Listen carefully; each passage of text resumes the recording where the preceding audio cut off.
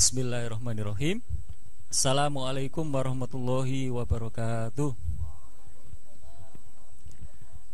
Bismillah, alhamdulillah, la haula wala quwata illa billah. Amma ba'du. Yang kami hormati dan kami mengucapkan terima kasih yang setinggi-tingginya kepada beliau Bapak Rektor IAIN Syekh Nurjati Cirebon, Bapak Dekan Fakultas Ilmu Tarbiyah dan Keguruan, Bapak Kajur Tadris Matematika, kawan-kawan Himka yang luar biasa ya, panitia yang luar biasa, dan kawan-kawan mahasiswa Tadris Matematika IAIN Syekh Nurjati Cirebon yang sangat saya cintai dan yang mencintai saya ya. Alhamdulillah, saya singkat saja ya. Jadi paling lama nanti 30 menit, paling cepat 5 menit ya. Jadi nanti kita akan lebih banyak berdiskusi ya. Saya sangat bersyukur melalui media yang sudah disiapkan oleh lembaga, kita bisa bertemu kembali menggelar acara yang sangat spesial menurut saya. Ini adalah dalam rangka untuk kita mengembangkan kualitas keilmuan kita. Jadi saya memberinya judul Membangun Manusia Melalui Matematika ya. Judul ini saya turunkan dari tema yang diusung oleh Himka dan jurusan, yaitu dalam rangka untuk pengembangan manusia. Tapi sebelum ke situ saya ingin mengucapkan selamat sekaligus doa ya, bersama kawan-kawan mahasiswa Tadris Matematika yang ini adalah calon guru atau pendidik matematika. Dan mudah-mudahan kita menjadi pewaris Nabi, yaitu kita sebagai guru, sebagai bagian dari ulama yang tujuan utamanya adalah dalam rangka untuk menyempurnakan akhlak yang mulia. Muara setiap pendidikan apapun ya, itu sebenarnya muaranya adalah sama, yaitu terbentuknya manusia yang utuh ya. Jadi semua pendidikan itu muaranya adalah sama, termasuk pendidikan matematika. Jadi jangan dikira pelajaran matematika itu tidak ada kaitannya dengan pembentukan karakter manusia. Karena semua pendidikan, termasuk pendidikan matematika, itu muaranya adalah sama, yaitu membentuk manusia yang utuh. Nah, hari ini saya ingin bertanya, ini refleksi ya, apakah kita ini sudah menjadi manusia yang utuh? Sapina ada yang menjawab dari peserta ya. Apakah kita ini sudah pantas disebut sebagai manusia yang utuh? Saya ingin ada satu yang menjawab ya. Boleh dari yang di depan ya, Tia mungkin ya.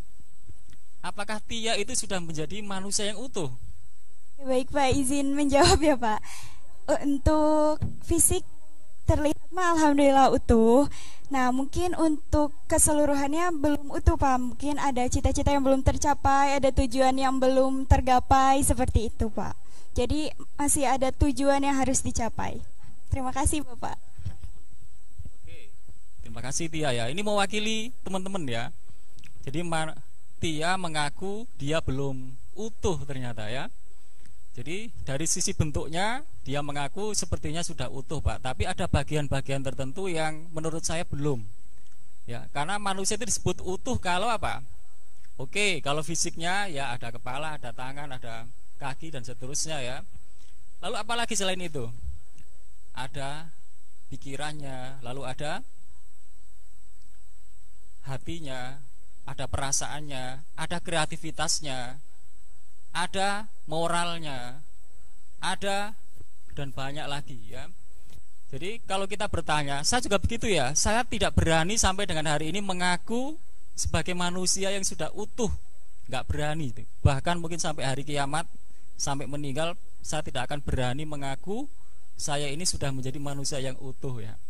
Dan inilah fungsi pendidikan. Fungsi pendidikan itu adalah membangun manusia seutuhnya ya. Jadi makanya betul rumusan pendidikan itu, jadi rumusan itu saya sangat setuju ya. Dan itu pasti hasil dari rumusan para guru bangsa ya, bahwa pendidikan itu adalah untuk membangun kepribadian manusia seutuhnya, sehat jasmaninya, sehat rohaninya, nalarnya bagus, pengetahuannya luas, budi pekertinya luhur, kreatif dan seterusnya. ya, beriman, bertakwa, melek iptek dan seterusnya. Itu adalah manusia yang utuh ya. Ujung-ujungnya selamat di dunia sampai akhirat ya. Nah, saya mengutip apa yang ditulis, apa yang diungkapkan oleh Galileo, dan ini populer ya. Universe is written the language of mathematics. Jadi alam semesta ini ditulis oleh Yang Maha Kuasa menggunakan bahasa matematika ternyata. Begitu sistematik ya, begitu logis, begitu realistis ya, begitu teratur, begitu tertata ya, dan seterusnya.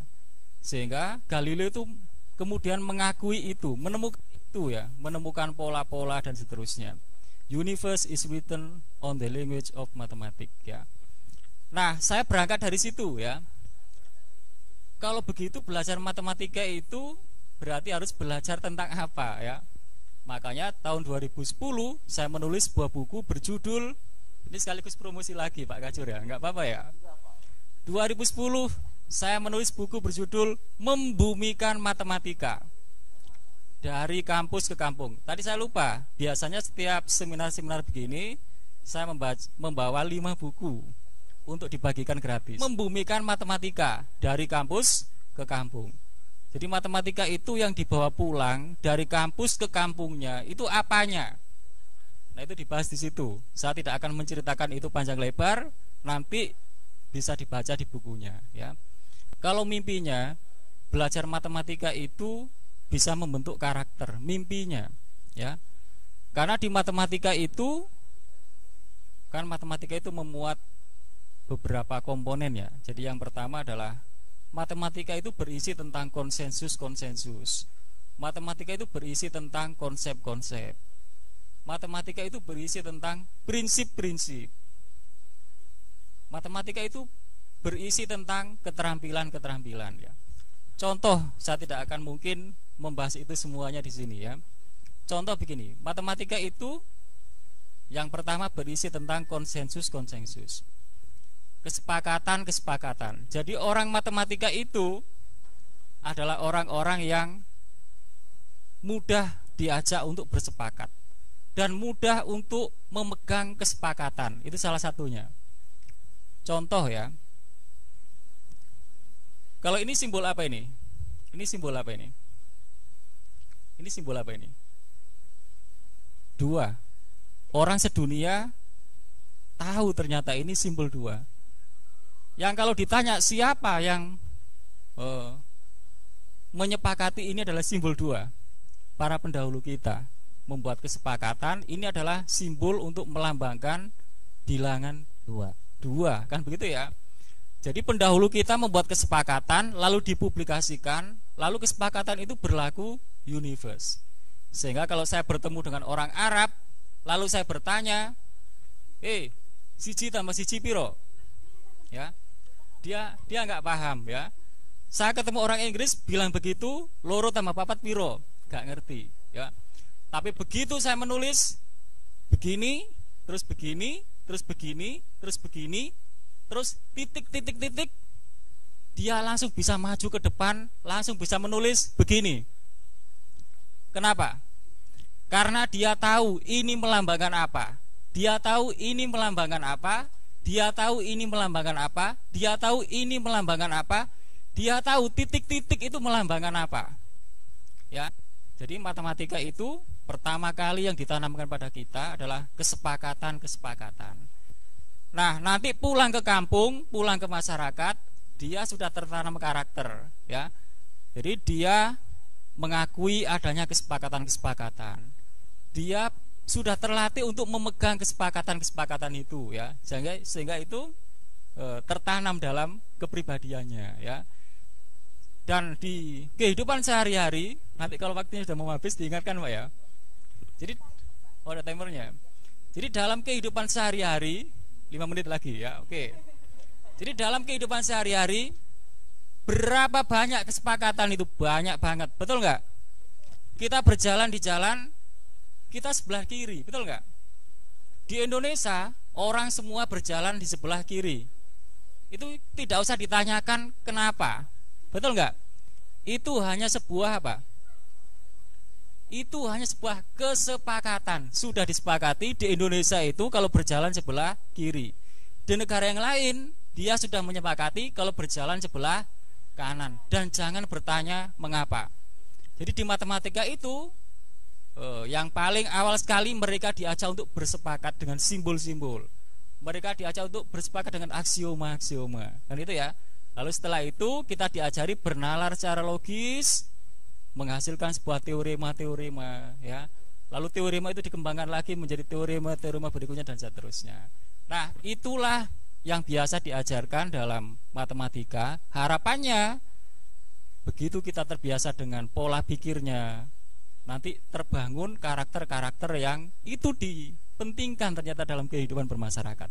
Jadi kalau ada orang matematika, itu image-nya harus apa? Orang matematika itu image-nya harus apa? Image-nya. Kalau dulu image-nya orang matematika itu kacamatanya tebel, ya. Terus wajahnya serius, betul nggak? Terus apa lagi? Kalau bicara pendek-pendek, nggak nyeni gitu ya, nggak nyeni. Makanya saya berusaha untuk nyeni seseni-seninya gitu ya, nyeni, ya. Nanti bisa nonton di YouTube. Ternyata saya juga pernah ngupload lagu ya. Nah, nanti bisa ditonton ya. Promosi lagi nggak apa-apa Pak Kejar ya? Boleh. Ya, jangan lupa subscribe, like, and comment ya. Ini kan TV nasional ya. Nah, oke. Jadi image-nya orang matematika harus sistematik, logis, kreatif, nyeni, kritis, apalagi solutif. Idealnya seperti tadi, tapi realitasnya hari ini kita masih banyak menemukan sekolah-sekolah yang tidak mengajarkan yang seharusnya diajarkan. Jadi masih banyak sekolah itu kalau ngajari matematika itu hanya mereka diberi rumus lalu diajari untuk bagaimana menerapkan rumus itu. Mereka tidak diajarkan bagaimana merumuskan, ya. Tapi dia atau mereka hanya diajari bagaimana menghafal rumus-rumus dan menerapkannya. Tidak semua sekolah, tapi masih banyak sekolah yang seperti itu. Nah, melalui seminar ini, jadi seminar itu tujuannya adalah untuk dalam rangka memberi atau membuat rekomendasi perbaikan. Jadi mudah-mudahan melalui seminar ini nanti kita bisa membuat rumusan bagaimana perbaikan pembelajaran matematika yang lebih baik. Saya kira itu sebagai pengantar, mudah-mudahan cukup memancing emosi ya. Setelah ini kita akan berdiskusi dan saya ucapkan salam sukses sejati. Wassalamualaikum warahmatullahi wabarakatuh.